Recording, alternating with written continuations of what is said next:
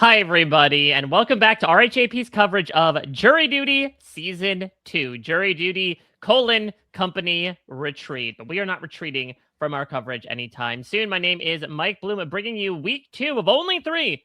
We're already barreling down the end of this, but we have quite a lot to talk about, even if it is over the course of 2 episodes. A tantalizing, hypnotizing duology of installments. Of course, I am joined by the reigning girl boss here on the podcast, Jenny Autumn.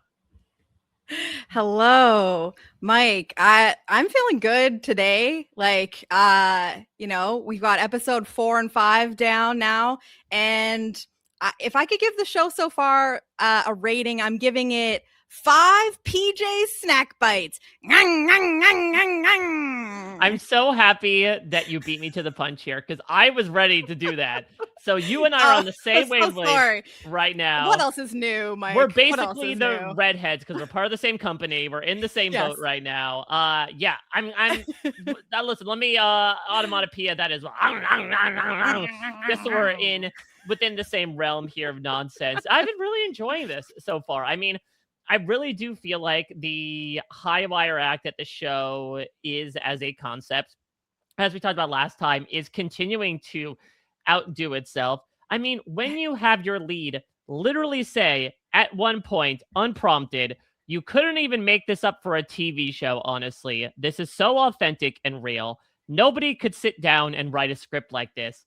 You gotta feel like even the elements that seem out of this world, you got them. Hook, line, and sinker. Yeah, and then that's the thing is, the fact that he actually says that is quite impressive because I'm finding myself through points of these episodes being like, how is this happening? And I'm just choosing to believe in the purest parts of my soul that listen, just sometimes the most beautiful thing can happen. The most beautifully absurd thing can happen, and it works out. Because wow, I feel like we've picked up steam in some of the absurdity in these 2 episodes. Like, I feel like after we finished episode 3, I was just kind of like, we still have 5 more episodes. Yeah. How much crazier can this get? And in 2 episodes, while I think there was like still a lot of like normal moments, which are very, very important to keep the ruse up. There was just some wild stuff happening here, and Anthony continues to show up and play ball and show more of his personality. And I am literally obsessed with this man. Like, I'm obsessed. Oh my God. Like, he needs to be hired. I really hope at the end of this, when it's revealed it's all a sham company, like, he gets offered an actual job somewhere because this guy will go to bat for you and then some. Like, when he had that moment in episode 5, when he's like, yeah, I don't really have a horse in this race when it comes to the company buyout. I just hope that everything goes okay for these people. Like, you could tell he truly connects. Even when he catches like a wayward hookup happening, he's like all over other Anthony, like so happy for him. Not the way that Amy was. Yeah, exactly. In a very different way. But like, he is so emotionally invested in these people. And, I'd be very intrigued to talk with, because these actors are so immersed in these characters, right? It's not like a Joe Schmo show where we're occasionally getting cut to talking heads of like the actual people being like, oh God, I feel really guilty for doing this. Yeah. We don't get a lot of insight as to how the actors themselves are feeling about this, because I would imagine they must be feeling a certain way of like, oh man, this guy really cares about us and really cares about this company that is all completely fabricated for the sake of seeing what the hell he would do. Yeah, and that's one of the fun things about the way that this show works is that obviously I'm sure that there is plenty of footage in between, scenes, I guess you could call them, where the actors are having, authentic moments of break of being like, this is insane. I can't believe we pulled this off. We really even got to see like some of this at the end of Jury Duty. Yeah. And I loved that episode where we got like the behind the scenes of everything. And I really, really hope we get that with this one too. But it's like, we don't get like they truly package these episodes as if it is a fictional television series that Anthony is also a character, and we're not getting any of the acknowledgement, like no breaking of the fourth wall, really. Like, in fact, we are, having these characters continue to keep their character in interactions with each other. Yeah. Have nothing to do with Anthony, which I think is so important. And so it just like keeps this illusion of this like all being very, very real, to the point where you're like, Anthony's like our avatar here, right? Like, we're kind of like experiencing this with Anthony. However, we know what's happening, but because we're not constantly being reminded by the show itself that all of this is fabricated, it's like you kind of get lost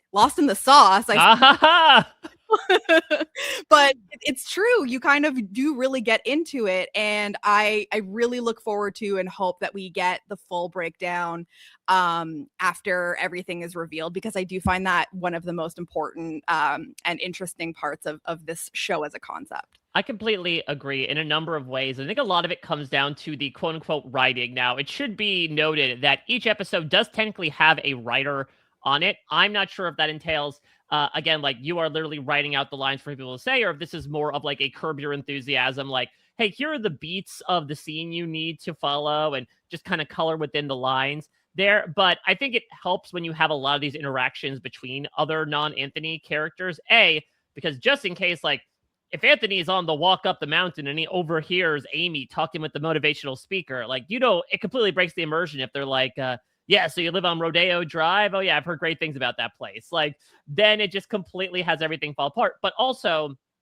one of the reasons why I think a lot of us would be watching home being like, I would definitely clock some things up, is that we see all the times that, like, Anthony is spotlighted, right? Like, Anthony is the one who gets picked to be alongside Jimmy at the hypnotist. Anthony is picked for this. Anthony is picked for that. And it's like, wow, there's a lot around him, but there honestly isn't. Like, it seems like the way that they were actually fleshing out the environment, other people get highlighted as well. Other people get picked for certain reasons, that it's not like, okay, it's all to do with Anthony all the time. Because certainly if you were a temp, you'd be like, I don't know why I'm getting volunteered for so many things. The other thing is, honestly, Jenny, the conclusion I came to after 5 episodes is that I think the most important aspect to make jury duty a success as a general idea are the least interesting characters. Yeah, because look at this like ensemble here. You've got someone like Jackie. You've got somebody like, I think his name Steve. I think his name is. You even have Doug Sr. to a certain extent. Like, these are pretty blasé characters when it comes to like actual quirks about them, certainly compared to the cast of characters around them.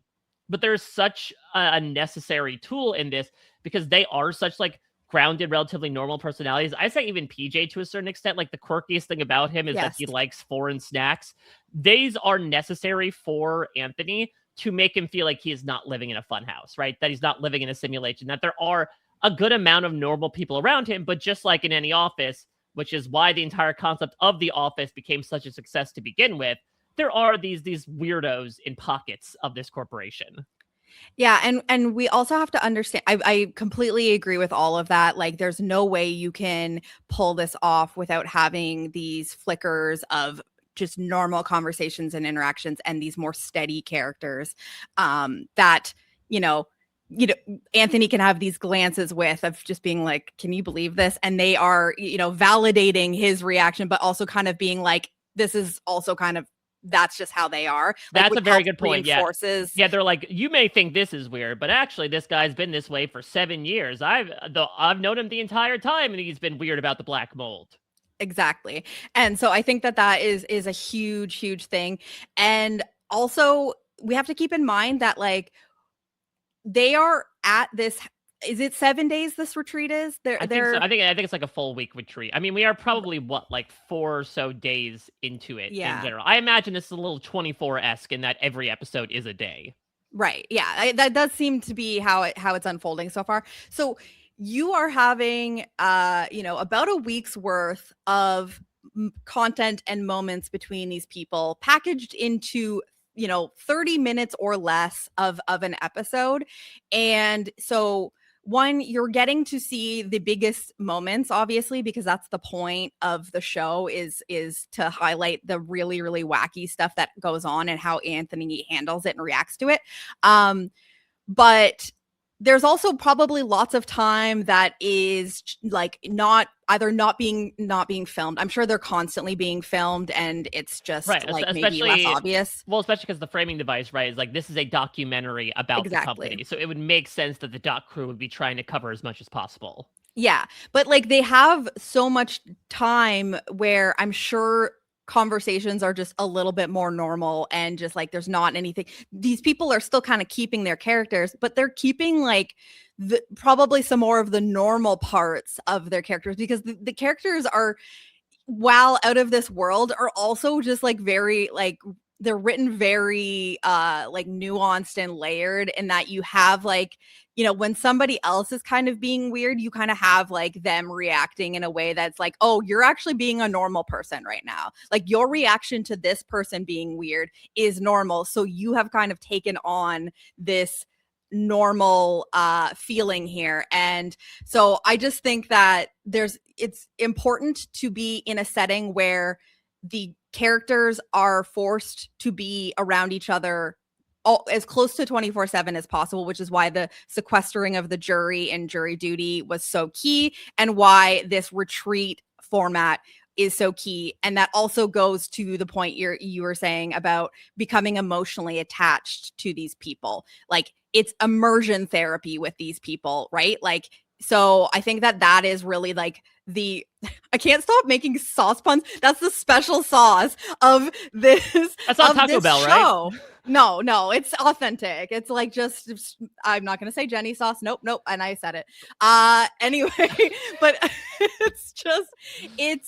it's what this show needs to succeed. Now that we've seen 2 occurrences of it, is like you need to have that like sequestering, like bonding experience for this to work, I believe, and for the character to become ingratiated with the cast and have these like authentic reactions. Well, not only that, then there's the also additional element of the external characters. Let's start going balls to the wall with our discussion here, because when you bring in somebody, those balls, exactly, when you bring in someone like Scott Norris, who essentially devolves his entire motivational stories to a way too detailed description about how he willingly lost his testicles when climbing Mount Everest, it's important to have other characters like PJ, like next to Anthony, laughing about it, making jokes, right? If everyone else was reacting normally, again, if I were in his position, my red flags would be going up of like, oh, everyone thinks this is normal. Yeah, wait, why is everyone like nodding along with this? This flag is as red as Scott's testicles were in stage 3 frostbite. I thought they'd go black. Yeah, but it's also again buy-in as well, right? Like Anthony, I think also is a person who's like very eager to go along with what people suggest, which like sounds kind of bad as it like, oh, you're a very suggestible person. But listen, there's a reason why hypnosis was used as a plot device in that more recent episode. Is like Anthony does seem the kind of guy that would say, no, let's give Scott a chance. You know, eventually we'll get past the ball thing. Clearly there's some sort of meaning behind all of this. So I think, you know, obviously while it sets up the framing device of Dougie deciding to go AWOL for a brief portion of time, maybe it's also because of the lack of Kevin. Anthony feels like almost an extra need to be like, no, everybody, this retreat is still a success. We're doing this together. We're going to listen to this man talk about his black testicles until the cows come home, and then we'll get pool time afterwards. That speaker was so unhinged. Like watching that play out was so wild. And this was one of those moments where I was like, how is this happening? But you're right, like having, you know, people like PJ who are kind of, you know, reacting in a more expected way to some of this is so important here. I couldn't believe how long this went for, and how like it just continued to get crazier. We get, and this like helps prompt some of these things. This is one of the other things I really love about the show, is like the stuff that is clearly like not necessarily meant to prompt Anthony, and that he adds to it. Like he has a personality of his own, to the point where it's like you could just convince me that he is in another character, and he's like your middle range kind of character of like, you know, he's got a little bit of edge and a little bit of personality, but he's also kind of like your straight man type like thing. But there's the moment where, you know, they're doing like the recap like to the documentary group, and I think it was Jackie that says he was dropping gems, and like he Anthony goes, and his personal gems. Like he does his own like, you know, innuendo about the testicles of it all. And I just think that that's so beautiful because anytime you get things that set up Anthony to have his own line that adds to the spirit of the show, or and this is from the previous set of episodes when they're going through what could be the safe word, and Anthony comes up with bongos, and we've got Jimmy quickly retorting like, those are the breasts of the percussion instruments. Like Jimmy was not prepared for bongos. That wasn't a fed line. That was Anthony kind of just becoming part of the improv experiment himself, and Jimmy like perfectly working off of that. I love those moments where it's like Anthony is driving the plot himself and seeing how these characters work off of it. It's just chef's kiss. I love it. Can't stop like raving about that. Or even like at the cantina, right? When Kate's like, oh, I want to send a funny drink back to the CEO, and Anthony says rum punch. Like that's the other thing too, is he's got a very good sense of humor. I mean, he is dying the entire time with these ridiculous people, but it's not in a way that's like, oh my God, these cartoon characters. It's like, wow, these people are wild, but I have a soft spot in my heart for them. Obviously, that connects back to Dougie's meltdown here, that he clearly has a very big emotional investment in Dougie. He is one of Dougie's biggest supporters, Jenny. He even experiments with the hot applesauce. Yeah. So again, I was just like, there. Okay, so we get Dougie's explanation early in that fourth episode about how he got that much Taco Bell sauce to make as many of the sauce bottles as he did, and he just drove around to as many Taco Bells as he could to get as many packets as he could. And now we are, you know, getting this scene of them working on new sauces, and to this point I was like, okay, you know, they're not doing anything official here. They're just kind of playing around with some flavors. But I'm like, is using an applesauce allowed, or like as long as it's not branded as a sauce? Like that's where I was like, or you know, in order to make an authentic apple inspired hot sauce, do you have to use actual apples? Like that. Is that a crazy thing? I know I'm getting no. I get it. Like, would Mott's sue, right? Is basically what you're asking. Like, would Big Applesauce come after Rockin Grandma's? I mean, I guess it's easier to come up with an applesauce recipe than a hot sauce recipe. The idea of hot applesauce is just like any of these things in this show, like kind of so crazy it seems somewhat realistic. Like, I feel like, Jenny, I've seen so many videos from perhaps PJS snack influencers where it's like, oh, we are doing, you know, hot blank, things that like hot milk, you know, things you wouldn't necessarily expect to have spiciness behind it because of either the hot ones craze or like, as Frank's Red Hot says, you know, I put that shit on everything. So they decide to make everything spicy. So it's not exactly outside of the realm of possibility that like, yeah, maybe people would want to eat spicy applesauce. Yeah, and it seemed like, you know, and maybe Anthony's just really selling things at this point because, to be fair, it's not like he went over the moon about the jerk sauce. He gave it an 8.5, and he was like, it's not like the best thing I've ever had, but like I'd go back to it. And he seemed very, very interested in this, whatever this apple concoction was. But yeah, I find myself like picking up on like, okay, so if you're Anthony, are you questioning like, okay, is this we're mixing with applesauce? Is this just as an activity and experiment, or like is this a loophole into? Because I'm learning that like, oh yeah, it's definitely not allowed to just use Taco Bell sauce in your own branded hot sauce. But where does the applesauce of it all land? I just thought that was so funny. But like these are the little things I love. Is applesauce the like happy birthday to you of food. It's a public domain that you can use it basically in anything. These are the big questions, Mike. Is applesauce public domain? Well, I think what's also fun, though, is Anthony even mentions during the Taco Bell debacle, the debacle, if you will, that he's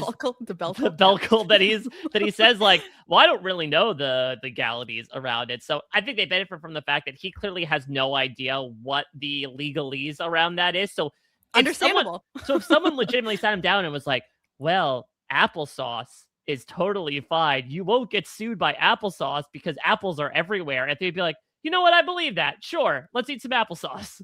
Yeah. And I guess maybe like, it's not like Mott's owns applesauce. There's like off-brand applesauce. So like the concept of applesauce itself is kind of like generic. Like it's like using sugar. It's like you might be using a brand of sugar, but that doesn't mean that it's anyway, I don't know. I just find this kind of stuff because I do think that there is importance in the like mundane details of plot lines. Like I think these little scenes that aren't really meant to be like huge things are so interesting and important, and I think that how these things get talked about between the characters is just so like interesting. Like I truly wish that we could have like a live feed of this. I know it's not even possible, but my god, can you imagine, like, sorry Big Brother, can you imagine live feeds of this show being produced? Like, you're going to get the edited product with the best stuff, but I would still be interested in clicking onto a camera and seeing like the random conversations of just bonding between Anthony and one of the characters while they're in character that doesn't end up making the show. I'm sorry. I think that that's very fascinating. You could even see the crew just kind of like talking about amongst themselves. So I know that that's a lot and it's a kind of a crazy idea, but I think that the concept of the show and how it runs and the behind the scenes of it is so interesting to me that I would love live feeds. Well, not to mention the fact that these people also have to create entire backgrounds for their character. Because like you mentioned, it's not, okay, I show up and I say my lines and maybe the writers will tell me what my character's background is. No, you are supposed to be a realistic enough person for this man to believe the illusion. So you will have to probably in your downtime figure out like, how many siblings do you have? Where do you grow up? Where's the last place you worked? Like you have to come up with probably an entire history about it, memorize it, and make sure you don't get caught. I will say that, again, we talk about the immersive nature of Anthony and like, I don't know how you can't believe some of the wild stuff that's going on around you. That to me in episode 4 was most pertinent at the pool, where we sort of get the 3-strike method here of we have Claire, who is dressed head to toe in the longest of long sleeves, and obviously we'll get into the like ultra white face she does in episode 5.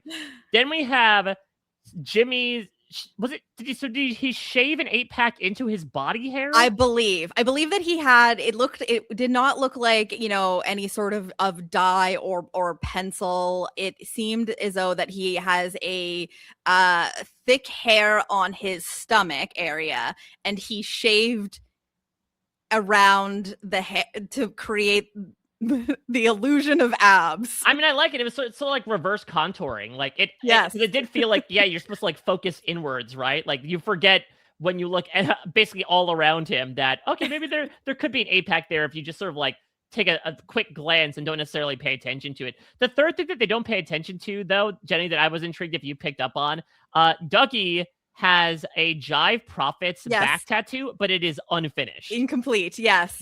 I also, it only happened, you only get to see it for a flicker. And I'd also, it seemed like he had a tattoo on his like chest area, and I couldn't really see what that was, but I did catch when he's like getting out of the pool at one point, you get the flash of this hideous Jive Profits tattoo on his back that is incomplete.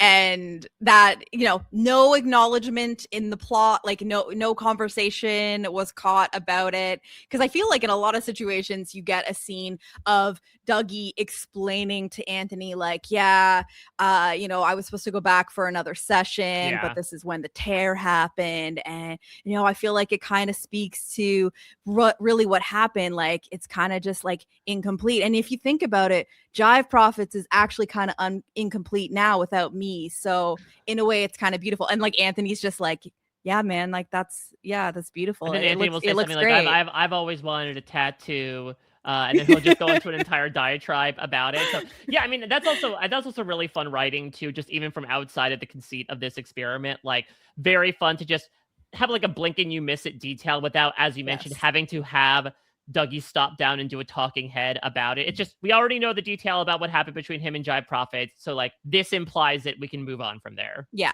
Yeah, no, these small details are just so wonderful, and the show is so detailed. There is so many blink and you might miss it, and like blink and you might miss a golf cart covered in foliage that gets bailed out on the side. Should we talk about the piss bunker? Like, oh my god, yeah. I mean, I am intrigued again if we get the chance to hear from any of the actors about like, was the actor really up there all day? Like, because it seems like from what was talked about, it seemed like it was fairly hot there. And so I do wonder again how immersive they were going to be in this entire experience and like how long they were searching for, how long it would eventually take. But yeah, as I mentioned it last week, again, other Anthony is maybe the one who's pushing the credulity a little bit. I actually think he was better in episode 5 than episode 4, but a little on the nose line of, wow, I wouldn't have seen that. And here's the thing is like, that might have been such a passing comment that was not even caught by Anthony, like by our Anthony, because like the production of the show, you're getting, you know, like, not to get into the post-production audio of it all, but like you're getting other Anthony's isolated audio at points, right? Where it's like, okay, you pay attention to that comment because production has chosen to outline it. There might have been so much talking going on there that comment doesn't even register to Anthony. Maybe he's not even close enough to even catch it, but it's important for the character development for the viewers. So that's another thing that I do think, you know, probably plays into how crazy things can be happening, and Anthony is sometimes aware and responding to it, but some of it is just so minor and like nuanced that we see it and understand it, but that might be because of how like Anthony's or other Anthony's vocal track is isolated or like highlighted in that point, which makes for good television. But it's like, I think we're going to be fixated on like, what an insane thing today to say. How does Anthony not look at this guy and be like, this is not a real person? There's no way. But like, there's probably so many things that maybe he's just like, there's a lot going on. He's maybe not even catching it. On that note, is Claire's over-the-top outerwear the chair pants of this season? Yes. Is this something that's like, wow, this is a facet of the character, but really just like overwhelms into the fantastical sometimes? Yeah, no, it's we get a lot more of the physical comedy from Claire as a character, and I feel terrible that I forget Cher Pants's name from Todd. Maybe? Todd, that does sound right. That does, and also just like, of course his name was Todd. Sorry to other Todds. But I feel like Claire is kind of that character in some ways, where it's like the physical absurdity of her character is the highlight, and then she speaks so monotone, and like her delivery of lines is so dry and monotone, which I actually think that Todd kind of had the same sort of character, where it was like he had a lot of like fumbling physical parts of his character, but his delivery of lines was fairly like soft spoken and like low and monotone to like help balance that out. But yeah, like the umbrella hat, the full like almost full onto her face body or a wetsuit at the pool, and of course the insane level of like, I don't know what level of SPF that could be, but it just looked gotta be in the thousands on her face. Yeah. All right, well, let's move into episode 5 here with a group of people that maybe should be donning high SPF as well, Jenny, because we are festooned with redheads in Yes. this episode. So we are introduced to really, I would say, like one of the main plot devices of this season now. I think considerably moving the efforts of this entire story forward, which is the arrival of Trucus. Is that the name of it? Trucus. Yes, which is a private equity firm. And for those of us who have sort of like seen the memes and certainly read about, the history of private equity, you don't need like a hypnotist's outing to know what Trucus was going to do. What private equity usually does, to be quite honest, which is to acquire companies and then essentially strip mine them. And so this is obviously a big plot point for this first episode about trying to appease the new boss, trying to test the waters, for lack of a better term, and see if they're going to remain in said hot tub or if they're going to be unceremoniously booted. And it definitely seems like this is going to be the major central point, I would say, of the last few episodes of the season. Yeah, this is the conflict now. And I will say, when the Trucus group arrived at the retreat, because I do remember the interaction from the first episode that we obviously flash back to, where Doug is speaking with, I think, Elizabeth. I did not process the ginger of it all until that like AI video. Yeah. But like, we're talking about flavors of hot sauce. The Trucus group is just trying to add a little ginger spice to Rockin Grandma. Yeah. This was so strange. I didn't even know how to process. Like, I'm watching this AI video where they, show the company and all of these redheaded people. And then, again, we get like the other characters commenting on the absurdity in a way that helps it feel a little bit normal. Like, we get Jimmy, one of our bigger characters here, basically being like, they look like they could be a family business. Like, why are they all redheaded?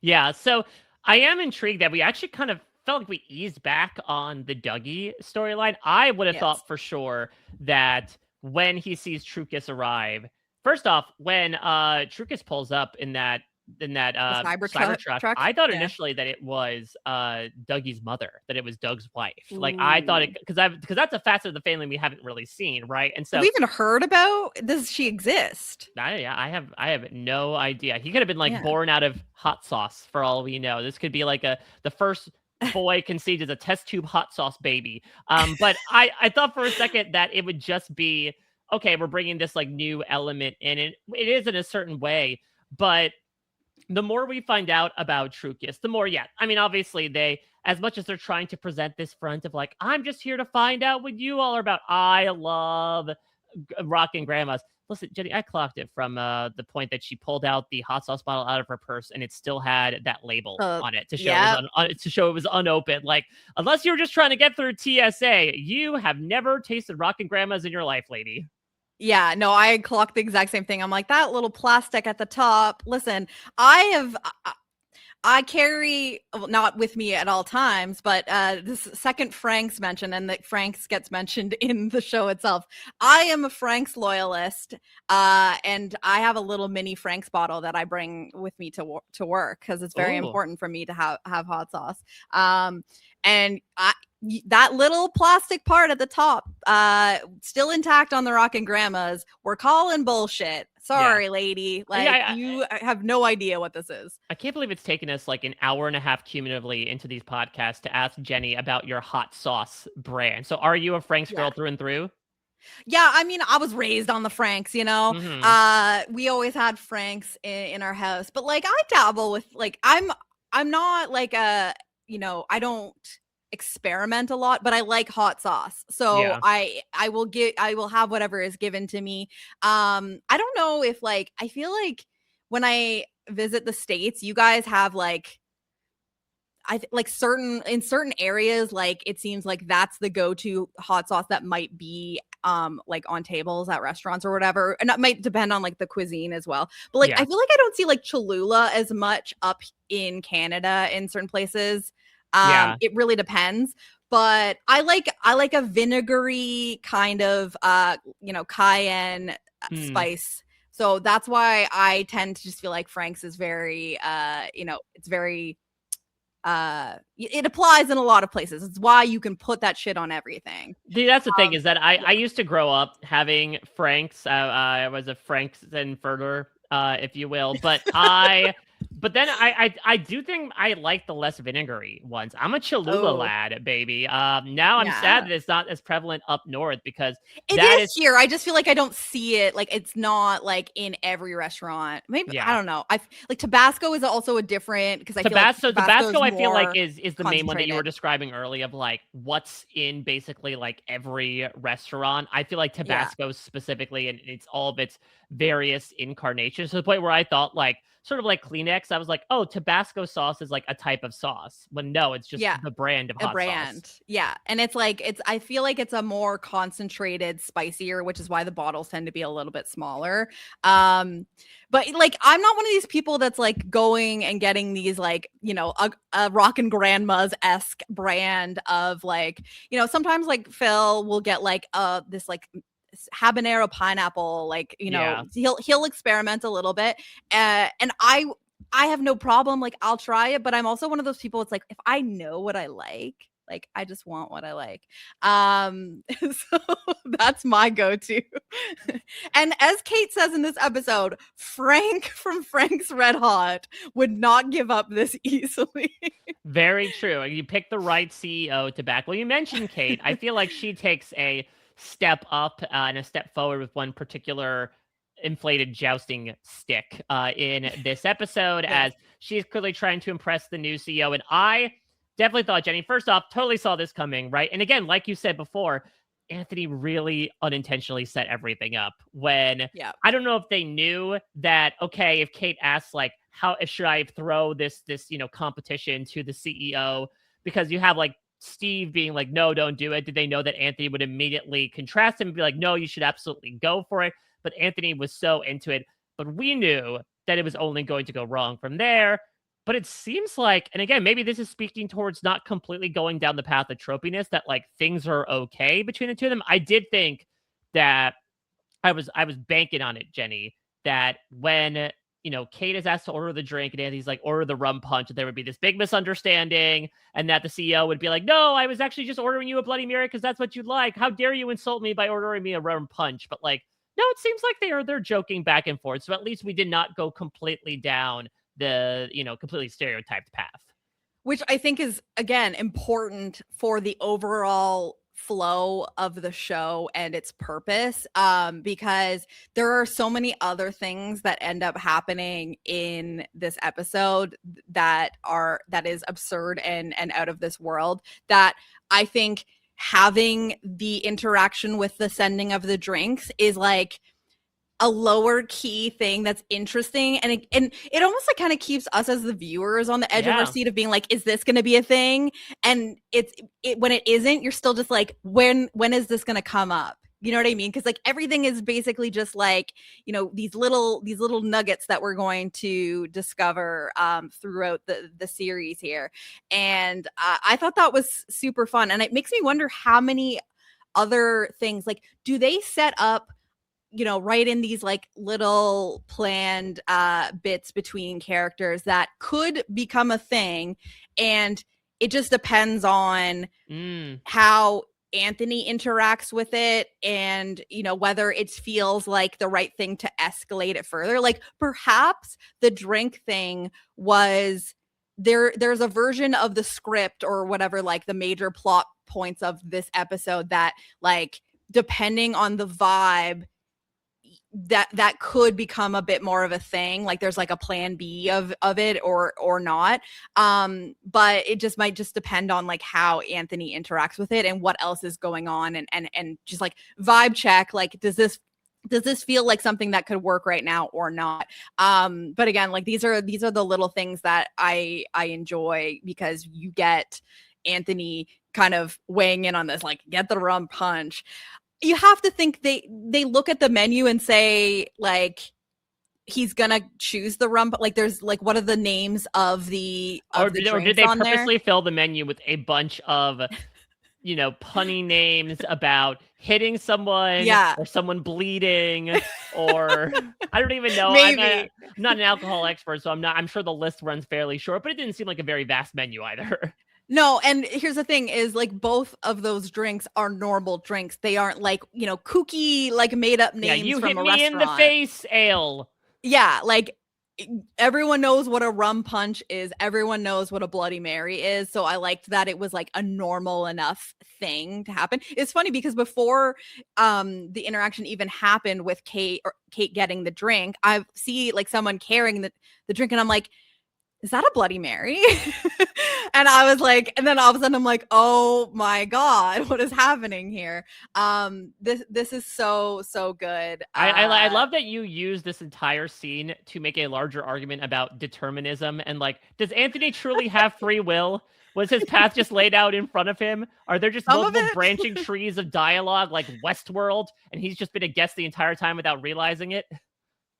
I mean, I think that there has to be, to a degree, some of this where it's like there's definitely things that has been written in or planned, and it's like they call it off, or it starts and it like seems like, okay, I think that this isn't going to be a thing, let's kind of scale it back. Like I can't remember, do they have things in their ear like at any point? No. Or like do they? No, they're supposed to be real people. They can't have No, I know that, but like I feel like I'm trying to remember like where there were points that like the cast get a chance to check in with like, a producer. I know with Joe Schmo, I'm not remembering the behind the scenes specifically for Journey, but with Joe Schmo, it was literally like before, like basically while the main guy was doing interviews, the other cast would be pulled aside by the producers and they would sort of do a briefing on the day. So we certainly see some talking heads with Anthony. That might be the case. It's a little tough because, like you said,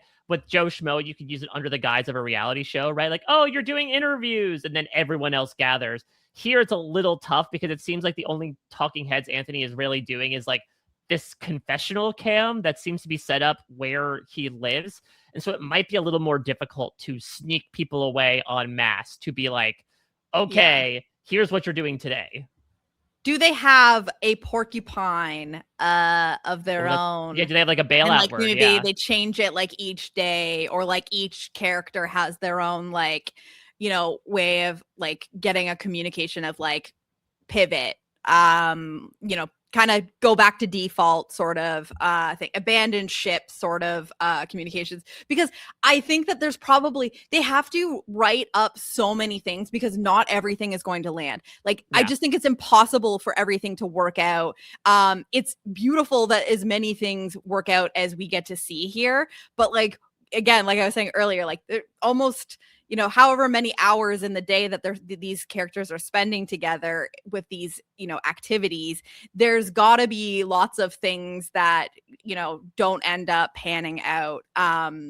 It's just genius. But that's kind of what I thought of with the drink thing, where I definitely saw a situation where that becomes way more of a blow up. But I actually just think it works better that it wasn't. Well, not to mention that it turns out it was all just a setup for the climax of the episode, which was on stage with this hypnotist. And I did think for a second, especially when Anthony gets called up, I'm like, are they going to try to hypnotize him? Because like, I would imagine this guy is not actually a hypnotist unless they went down a really niche route. But luckily, again, it's this perfect level, right? Like making any sort of flavorful hot sauce. You got to have a perfect balance where like, Anthony is on stage enough to feel like he's part of the experience without having him try to get hypnotized and him being like, no, I wasn't hypnotized at all. Are you even a hypnotist? Are you just an actor? Are you all just actors?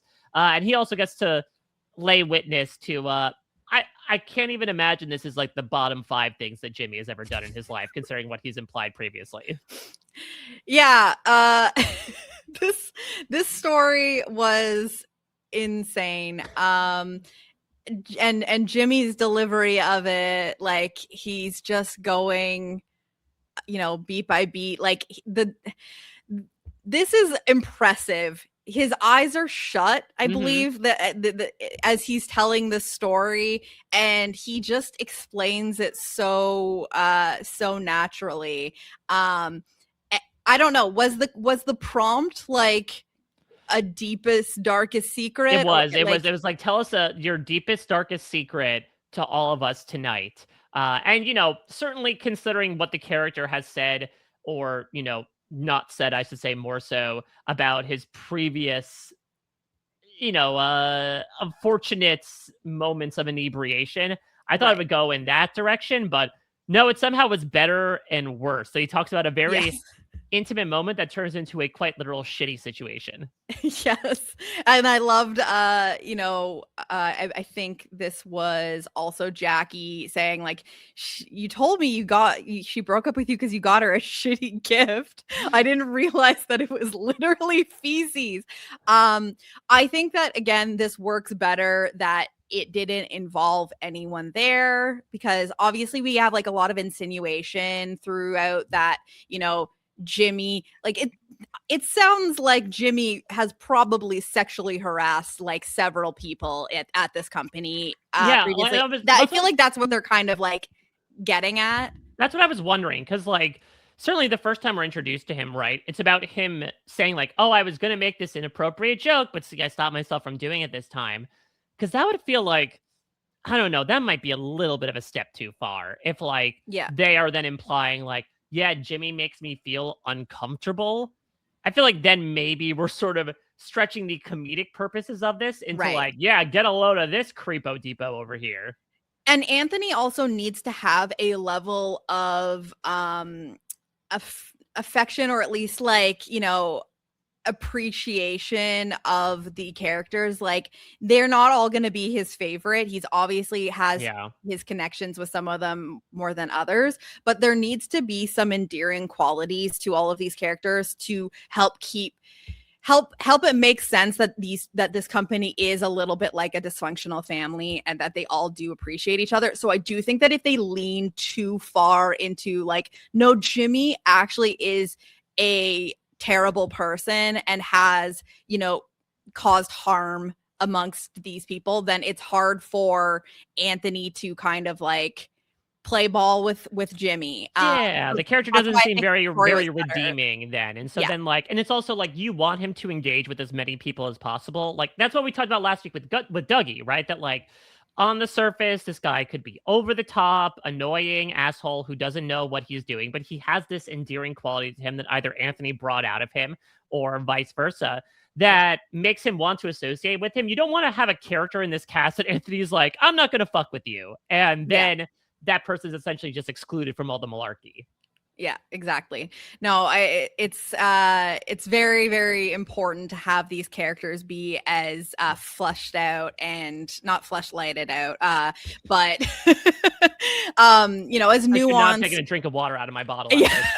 What is that? Is that can I see that that's truly a water bottle, Mike? Okay. I mean, I don't see any jelly on the inside. Everything can be used for something else. We live in a fairly one-size-fits-all mentality, and that size is medium. God. Thank you very much. I think we're done here.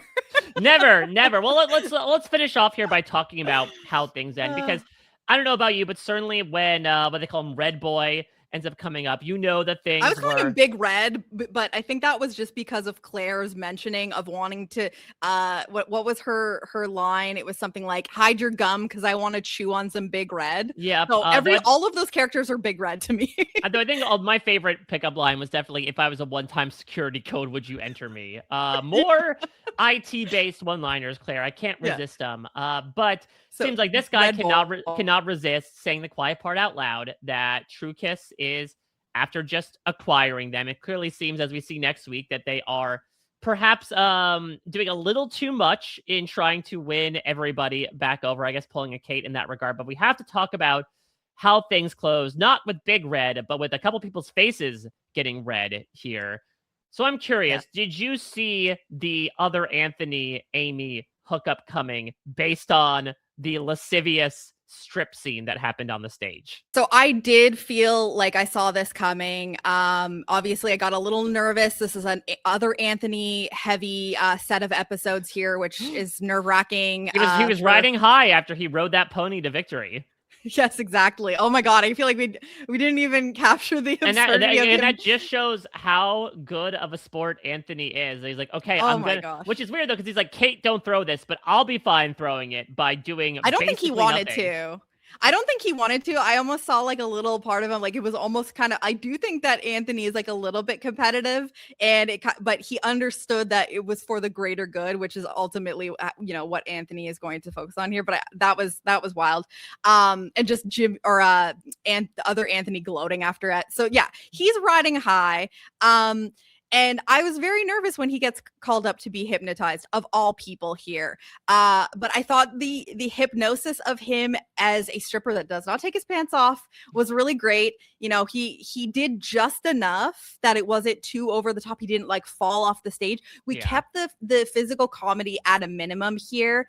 And I was noticing, Amy's reaction. She mentions like, oh, I guess I can, mark going to a strip club off of my bucket list. And she just like, she's clearly having a few cocktails at the cantina, and she makes like a few kind of motions towards people, and then towards other Anthony when he gets excused from the stage to sit back down with people, where she's like, I kind of want you to go back up.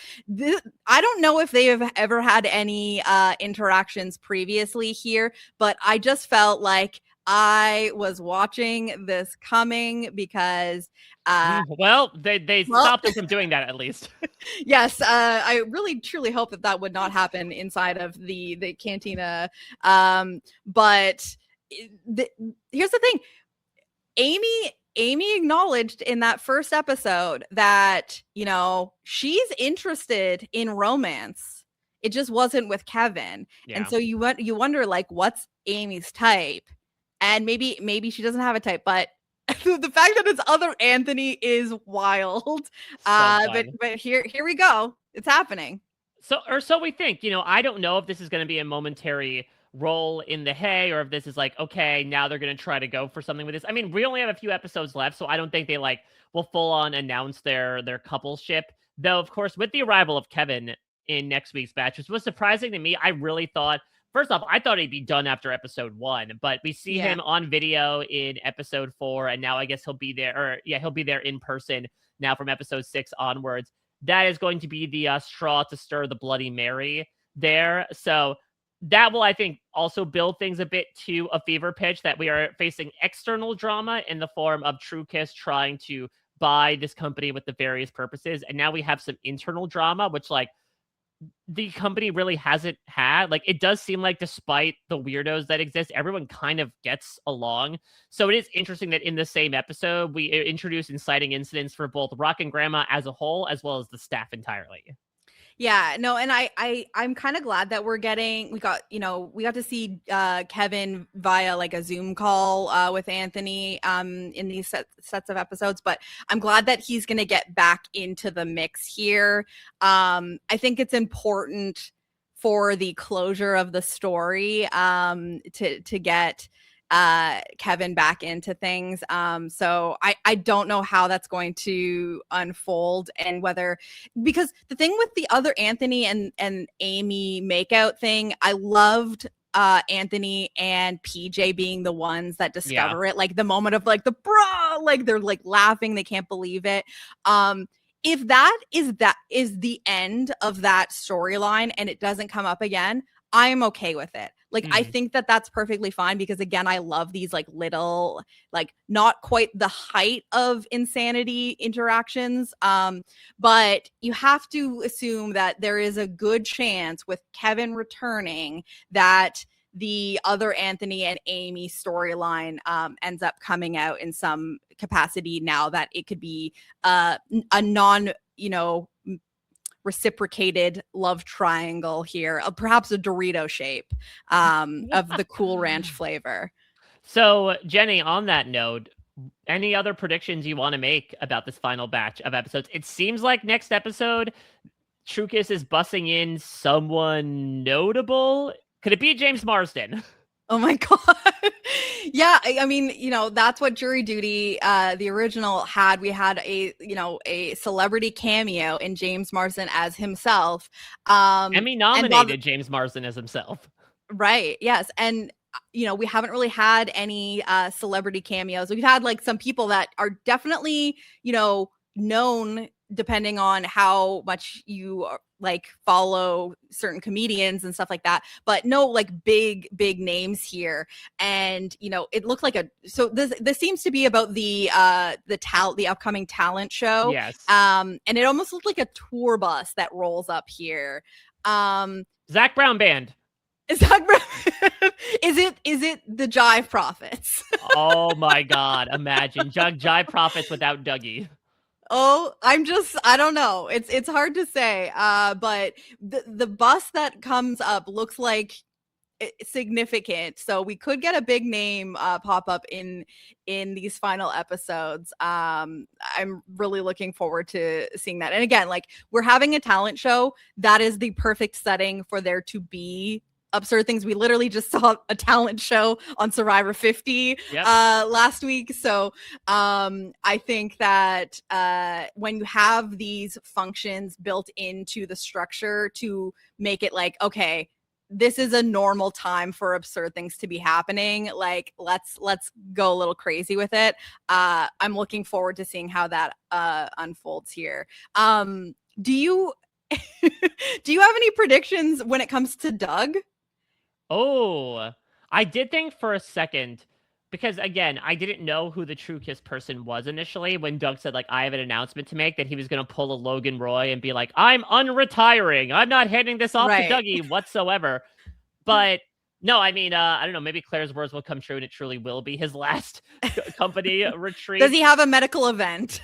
Yeah, I mean, I guess the question is, I'm trying to remember when it came to, well, Jury Duty, there was this natural conclusion to things, right? Like they rendered the verdict and then it was revealed that it was all a hoax. How would they do that here? There is no like natural finality, right? I guess the conclusion to a corporate retreat would be, and they all go home.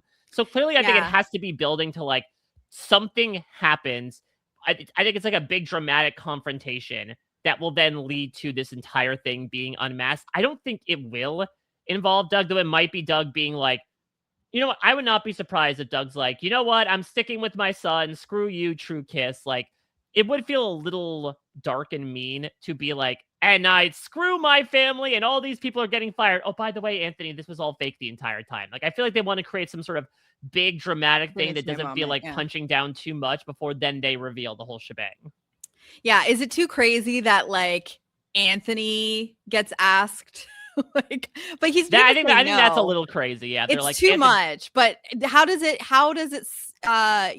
focus on Anthony, I guess, or is there just like a big enough climactic action in the final episode that it doesn't matter if it doesn't surround Anthony? I'm very eager to see how they close this out, because they're, it's not a trial, there's not a verdict, but there's probably like some sort of like closing ceremonies type thing that they do, and there's got to be something that happens there, or some natural ending. Could it be just something where Doug sort of does like a brief all hands, like he does all these briefings at the beginning of every day, right? Of like, okay, here's what we're going to do. Maybe it's something like on the final day where he gathers everyone together and he's like, something very grave has been brought to my attention. One of you is not who you say they are.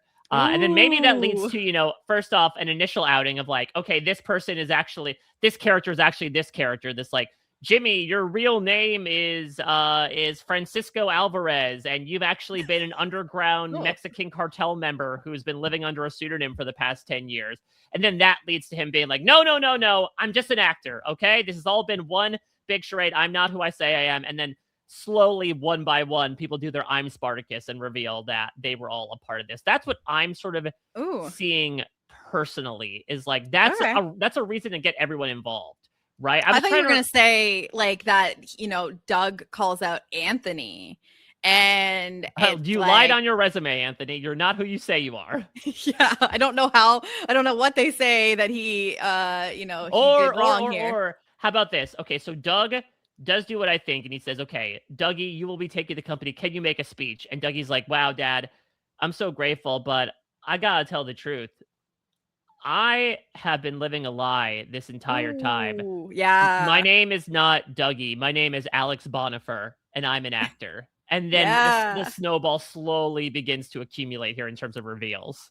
Yeah, I think that definitely could happen. I think, but yeah, that's kind of what I'm thinking about is like, Doug does his little check-in each day. I totally see him doing like some sort of like closing ceremony Yeah. before they take off. And that provides the setting to have the reveal.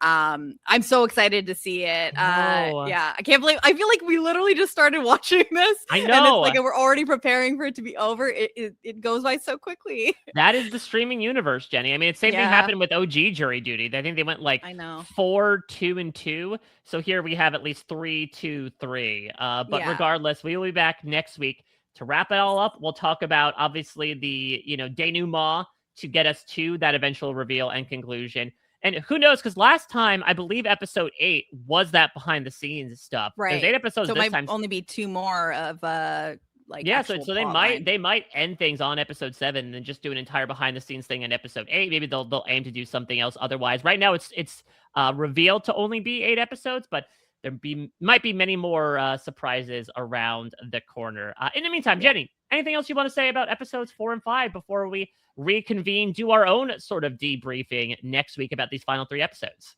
I mean, I can't even. I love the little like girl boss interaction. Like Kate has been kind of like a fun character for me in that she's like slightly normal, but she's definitely like uptight and just struggling to try to get recognized. I think that dynamic of the Kate and Elizabeth, I want to see a little bit more of that. Claire's crush on Elizabeth, wanted to chew on some Big Red. I kind of want to see if there's going to be more interaction between the two of them. If Trucus is going to still be there and, they've kind of been exposed, but they're still there, I want there to be reason for them to continue being there and whether it's through these interactions with these other people. But otherwise, I'm still processing everything that I watched in a way. I've been having a great time with it. Yeah. And getting to do this with you has been, wonderful. Likewise, completely agree. And I'm so sad it all comes to an end I know. next week. But we have several days' time until we get to that point. Yeah. And in the meantime, make sure to subscribe to everything we have going on here on RHAP at getrhap.com. Don't make us be the redheaded stepchild of your reality TV viewing experience. If you want to hear us talk jury duty, Survivor, Australian Survivor as well, all things in between, House of Drag Race, Villains. 90 Day Fiance, House of Villains, of course, which Jenny is covering, which is only like slightly more ridiculous, I imagine, than some of the stuff these people are doing. Honestly, it's like I feel like I'm also just watching the same show. Yeah, if you didn't know the cast of House of Villains, you could honestly because again, House of Villains is a reality show. So you could be like, this is a jury duty like setting in a reality series. You'd be like, yeah, this tracks. Who's the normal person? Yeah. Joel, I guess. I don't know. Yeah. Joel McHale. Oh my God, imagine you were brought on as a host of a fake reality show that you did not know was fake. Wow.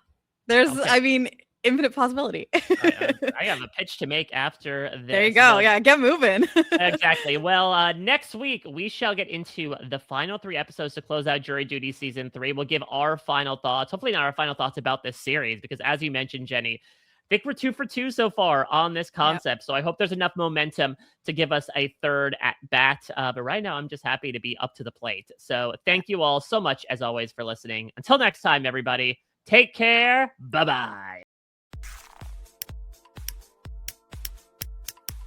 This is RHAP. We know reality TV.